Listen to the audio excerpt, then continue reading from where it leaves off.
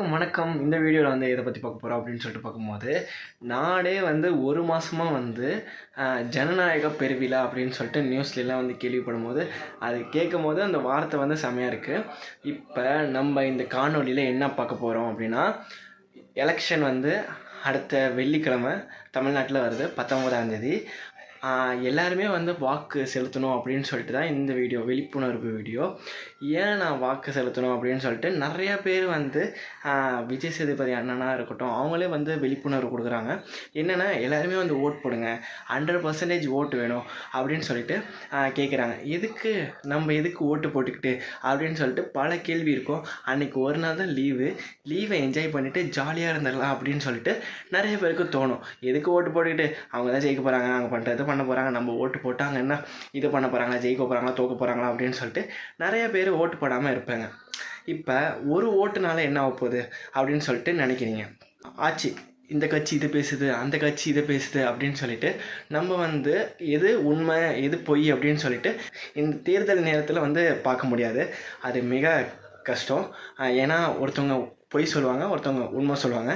அதை பொய்யே உண்மையாக சில பேர் சொல்லுவாங்க, அது வேறு நம்புகிற மாதிரி சொல்லுவாங்க. ஓட்டு போடணும், நம்ம ஓட்டு போடுறதுனால தான் இப்போ பிஎம் முடிவு எடுக்க முடியுதா, ஒரு ஓட்டால் என்ன ஆக போகுது அப்படின்னு சொல்லிட்டு ஒரு ஆளும் கேள்வி கேட்கும் போது, இப்போ விளம்பரம் பார்ப்பீங்க, மென்டோஸ் அந்த விளம்பரம் பார்ப்பீங்க. அதில் ஒரு மென்டோஸும் அந்த உருவனா போதும், ஒரு ஜெம்ஸ், அந்த ஜெம்ஸு கூட்டமாக இருக்கலாம், அந்த ஜெம்ஸில் ஒன்று உருவனா போதும், அதில் எல்லாமே கீழே விழுந்துடும். அது என்ன தெரியுது, ஒன்று கலைஞ்சாலும் எல்லாமே மாறிடுது. அப்படின்னா ஒரு ஆர்டர் மாறினாலும் மொத்தமாக எல்லாமே கலைஞ்சிருதுல. அதே மாதிரி தான் உங்கள் ஓட்டும். இப்படின்னு ஒரு ஆளும் நான் எதுக்கு ஓட்டு போட்டுக்கிட்டு அப்படின்னு சொல்லிட்டு விலகும் போது அந்த இது கலைஞ்சிருது. இப்போ நீங்கள் ஓட்டு போடுறீங்க, இப்போ நோட்டாக்கே ஓட்டு போடுறீங்க, நோட்டால் அதை போடுறது போடாதது உங்கள் விருப்பம். அது ஆனால் யூஸ் இல்லை. ஆனால் உங்கள் ஆதங்கத்தையாச்சும் அதில் தெரிவிக்கலாம் அப்படின்னு சொல்லிட்டு தான் அந்த நோட்டை வச்சுருக்காங்க. ஓகேவா? இப்போ நீங்கள் அந்த தொகுதியில் இருக்கீங்க, அந்த தொகுதி வேட்பாளருக்கு இங்கே யாருக்கு அதிக ஓட்டு இருக்குது, நம்ம இந்த தொகுதிக்கு என்ன பண்ணியிருக்கோம், நம்மளுக்கு இந்த தொகுதியில் ஆதரவு இருக்கா, இல்லை நம்ம தொகுதிக்கு என்ன பண்ணணும், எதுக்கு நம்மளுக்கு ஓட்டு கிடைக்க மாட்டேங்குது அப்படின்னு சொல்லிட்டு நிறைய யோசிக்கணும். நம்ம ஒரு தேர்தல்லையும் தேர்தல் ஆணையம் 100% ஓட்டு வேணும் அப்படின்னு சொல்லிட்டு நிறையா விழிப்புணர்வு பண்ணுவாங்க.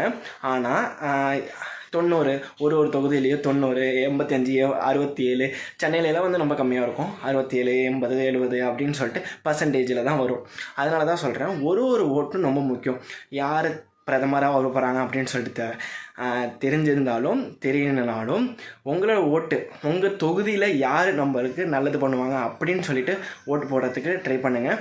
அவங்க பிரதமர் வேட்பாளர் உங்களுக்கு நல்லது பண்ணியிருந்தா, இல்லை அவர் மேலே குறை இருந்துச்சுன்னா யாராச்சும் நல்ல பிரதமர் வருவாங்க அப்படின்னு சொல்லிட்டு அவங்களுக்கு ஏதாச்சும் ஓட்டு போடலாம். சரி, அவங்களுக்கு ஏதாச்சும் வாய்ப்பு கொடுக்கலாம் அப்படின்னு சொல்லிட்டு நீங்கள் அவங்களுக்கு ஒரு சான்ஸ் கொடுத்து பார்க்கலாம். ஒரு ஓட்டால் என்ன ஆக போகுது அப்படின்னு சொல்லிட்டு கேள்வி கேட்காம அன்றைக்கி ஒரு நாள் நீங்கள் உங்கள் ஓட்டை போய் செலுத்துங்க. அதுதான் உங்கள் ஜனநாயகத்தின் கடமை. இந்த நாட்டின் பிறந்த ஒரு குடிமகனோட கடமை அந்த ஒரு ஓட்டு.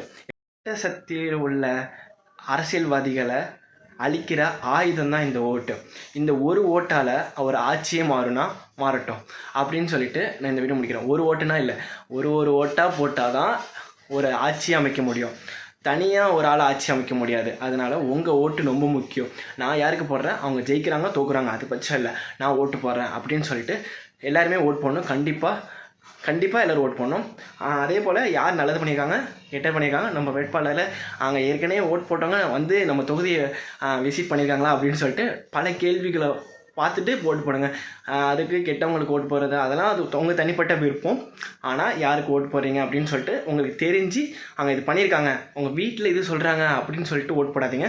உங்களுக்கு என்ன தெரியுது, உங்களுக்கு அரசியலை பற்றி என்ன தெரியுது, நீங்கள் வந்தால் நல்லா இருக்குமா அப்படின்னு சொல்லிட்டு அவங்க என்ன சொல்கிறாங்களோ அதை நீங்கள் புரிஞ்சுக்கிட்டு நீங்கள் ஓட்டு போடுங்க. உங்கள் வீட்டில் பாரம்பரியாக இவங்களுக்கு தான் ஓட்டு போடுறேன் அப்படின்னு சொல்லிட்டு ஓட்டு மட்டும் தயவு செஞ்சு போட்டாதீங்க.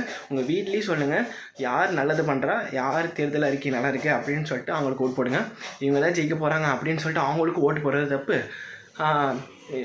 அவங்களை தோக்கடிக்கணும் எதிர்ப்பு அப்படின்னா இல்லை, உங்களுக்கு யார் வந்தால் கரெக்டாக இருக்கும் அப்படின்னு சொல்லிட்டு உங்களோட தனிப்பட்ட விருப்பத்தில் ஓட்டு போடுங்க. யாரும் உங்கள் ஓட்டை கண்ட்ரோல் பண்ணக்கூடாது. உங்களுக்குன்னு தனிப்பட்ட உரிமை இருக்குது. அதனால தான் தனித்தனியாக உங்கள் மறைமுகமாக ஓட்டு செலுத்துகிறோம். இப்போ இவங்களுக்கு ஓட்டு போகிறோம் அப்படின்னு சொல்லிட்டு வெளிப்படையாக யாருமே சொல்லல. அதனால தான் மறைச்சி யூஸ் பண்ணுறாங்க. அதுதான் சொல்கிறேன். எல்லாருமே வந்து இந்த ஜூன் 4 தான் வெயிட் பண்ணியிருக்காங்க. யார் அடுத்த பிரதமர், இந்தியாவோட பிரதமர் யார் அப்படின்னு சொல்லிட்டு வெயிட் பண்ணிகிட்டு இருக்காங்க. அதே மாதிரி நானும் வெயிட் பண்ணிகிட்ருக்கேன். இது பார்ப்போம். நிறையா விஷயம் வந்து அரசியல் ஓடிட்டுருக்கு. அடுத்த இதில் பார்க்கலாம் யார் ஜெயிக்க போகிறா அப்படின்னு சொல்லிட்டு உங்கள் கெஸ் என்ன அப்படின்னு சொல்லிட்டு கீழே கமெண்ட் பண்ணுங்கள். பை, இன்னொரு வீடியோவில் சந்திப்போம்.